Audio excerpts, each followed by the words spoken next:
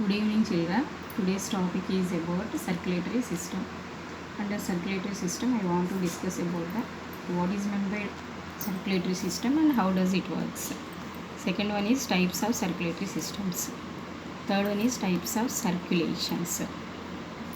So if you go to the first topic, transporting system, what is meant by transporting system?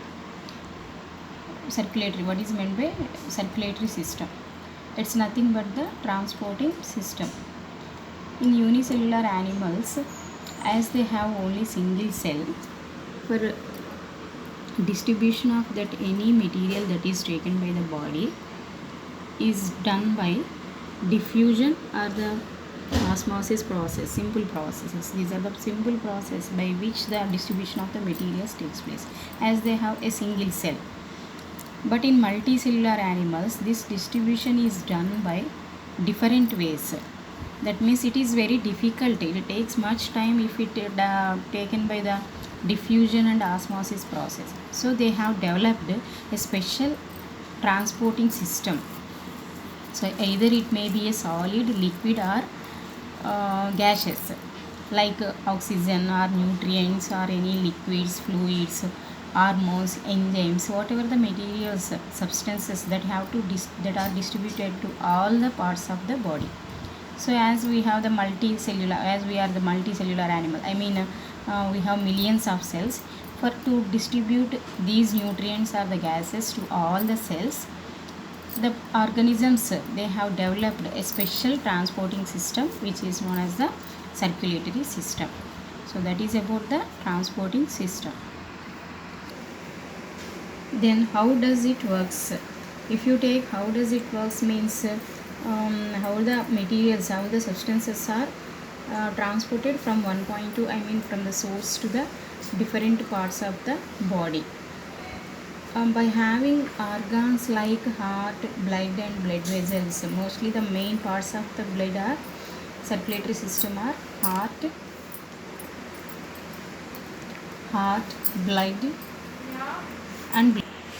The heart pumps the blood and blood carries all the substances and it flows through the blood vessels. So they work by having the heart, blood and blood vessels, all the materials or the substances transported from one part of the body to different parts of the body.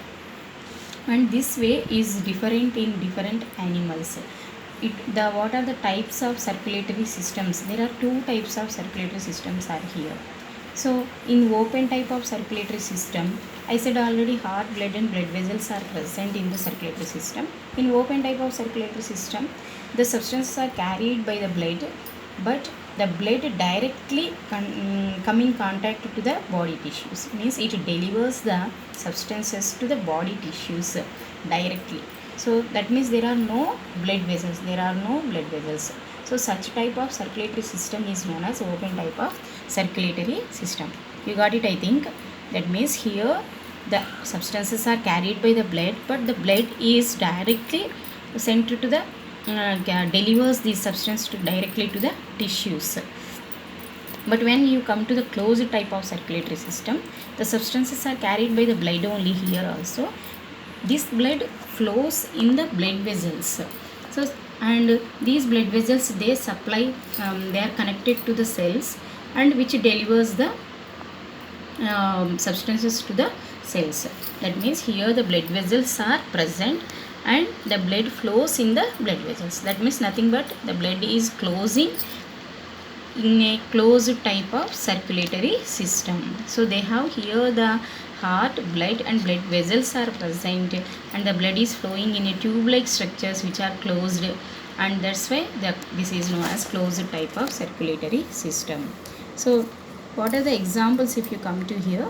So mostly the arthropoda and molluscans, they are the open type of circulatory system. Arthropoda and molluscans means here the blood delivers the oxygen or the nutrients or anything like solid, liquid, any fluid materials, they directly reach to the tissues. Whereas here the blood is carried by blood flows in the blood vessels, and the examples you can take it is here Annelida. In invertebrates, Annelida and echinoderms, and all other vertebrates means chordates. Vertebrates, you know already what are vertebrates. Fishes, amphibians, reptiles, aves and mammals, all these come under chordates means vertebrates. So in vertebrates and in invertebrates, Annelida and echinoderms, these are the two groups of invertebrates.